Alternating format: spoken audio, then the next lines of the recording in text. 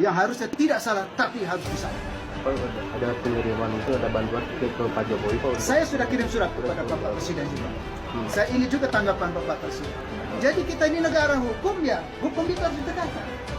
Yang tradisional kaya, sehingga semua bisa diakomodir, di-cover.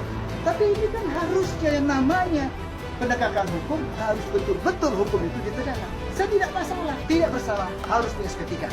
Yang tidak bersalah harus dihentikan. Jangan yang tidak salah dipaksakan, harus dipenjara. Untuk kalian tinggal tunggu dengar aja siapa lawannya, oke?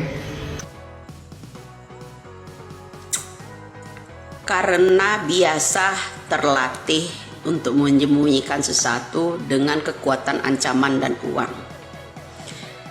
Siapapun di negara ini, baik itu orangnya atau yang namanya akun, kalau ada orang menyentil mereka, itu ada musuh beratnya, harus dimusnahkan.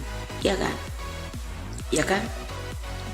Jadi dari nada-nada pembicaraan aja, kalau nurani saya berkata, kalian sudah terbiasa dihajarkan dengan hamburkan uang untuk membayar orang-orang. Tapi tidak dengan saya.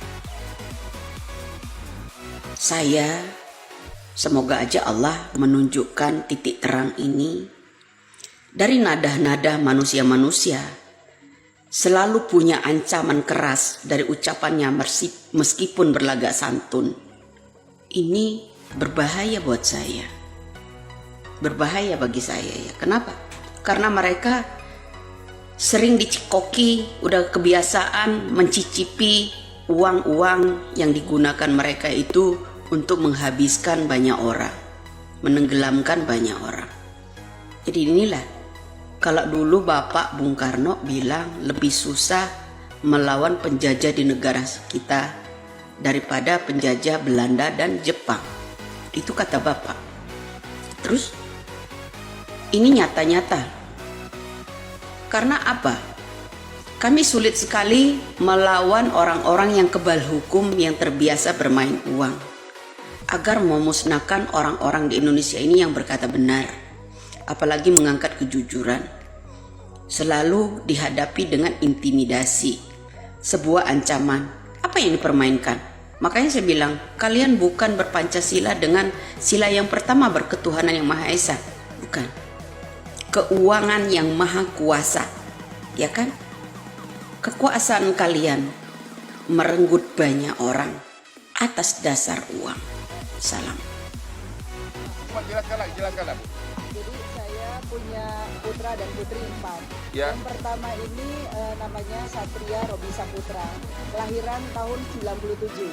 Yang kedua Sela Safira Amalia, kelahiran tahun 1999. Dan yang ketiga kelahiran Resa Primahan Jaya, kelahiran tahun 2000.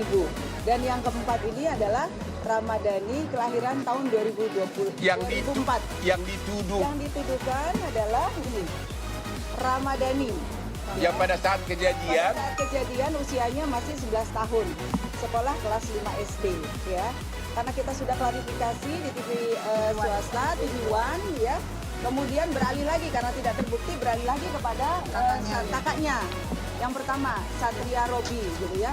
Kemudian Satria Robi juga kita sudah beberapa kali klarifikasi juga, ada di Wikipedia ya.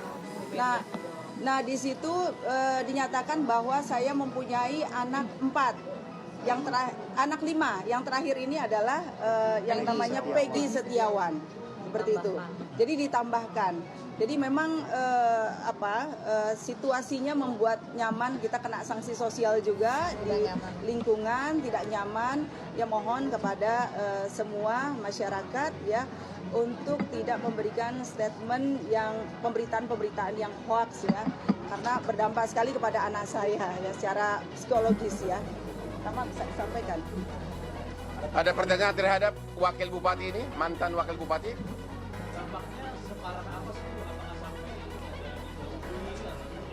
Ya, dampak bullying ini memang sangat dahsyat ya. Anak saya ini ya dijauhi oleh teman-temannya. Jadi ketika kalau di jalan juga banyak orang memandang bahwa anak saya dituduh sebagai pelaku penganiayaan, pembunuhan, ya.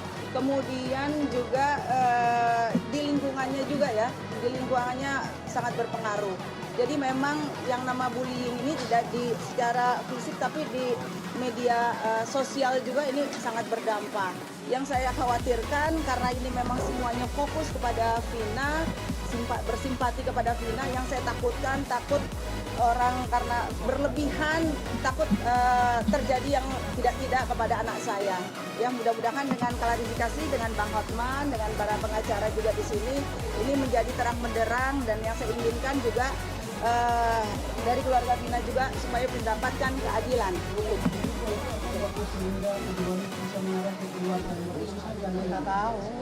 Saya nggak tahu ya. Ini kenapa pemberitaan ini bisa karena memang dari nama ya. Cuma hanya saja memang ada kemiripan nama ya. Tapi sesungguhnya anak saya juga dipanggilnya Rama bukan Dani ya. Begitupun juga Satria Robi Saputra ini ya dipanggilnya Satria gitu, bukan Robi gitu, seperti itu.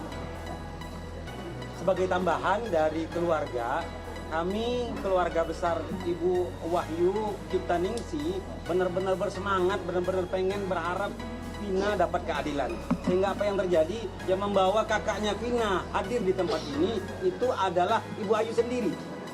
Jadi kami dari Cirebon pagi tadi menjemput terlebih dahulu kakaknya Vina hadir di sini.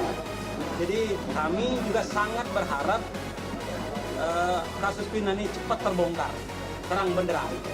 Kira-kira seperti itu tambahan. Masih ada pertanyaan? Sudah? Mantap. Oh. Awas soal plesetin lagi nih, bentar lagi nih.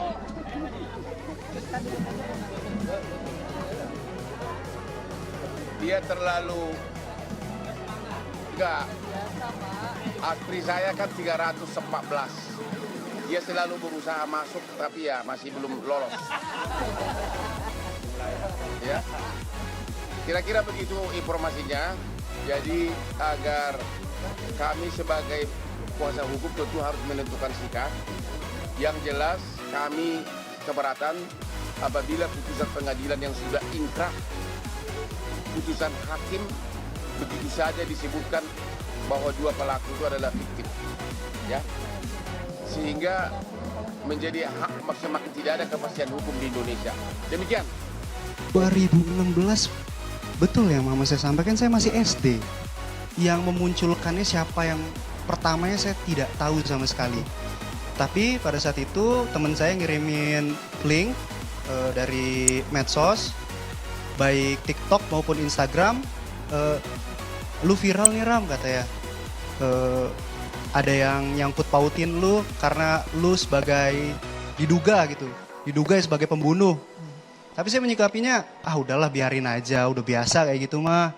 Paling juga nggak akan viral gitu. Itu mah cocokologi aja, saya bilang kayak gitu.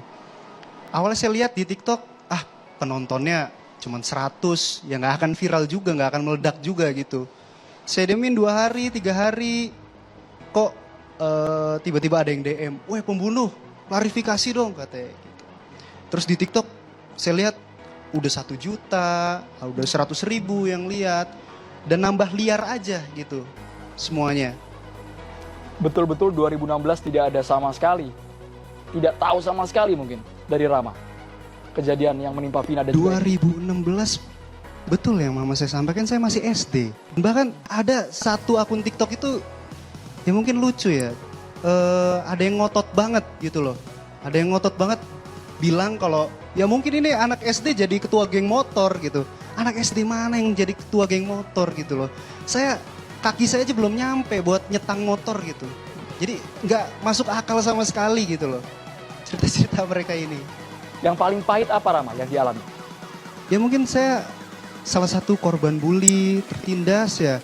Di depan umum saya selalu diliatin, selalu ditanya pembunuh lo, ini lo, dasar keluarga pembunuh, kayak gitu. Sebenarnya saya menyikapinya ya biasa-biasa saja. Tapi saya nggak tega kalau misalnya mama saya tuh neteskan air mata karena saya jadi korban bully gitu. Karena saya pengen lihat mama saya tuh nangis akan saya karena kebahagiaan, karena bangga punya anak kayak saya gitu. Tapi kan sekarang kan saya kan dicap sebagai pembunuh. Ya teman-teman, tadi kita telah melihat beberapa ya video cuplikan klarifikasi dari mantan calon Bupati Cirebon. Nah, kita lihat sendiri ya beberapa tadi juga ada klarifikasi video-video kumpulan tentang anak wakil Bupati Cirebon ya, yang nyatakan dia adalah pelakunya. Dan kita tunggu saja untuk berita selanjutnya apakah ada perkembangan atau tidak. Kita lanjut videonya.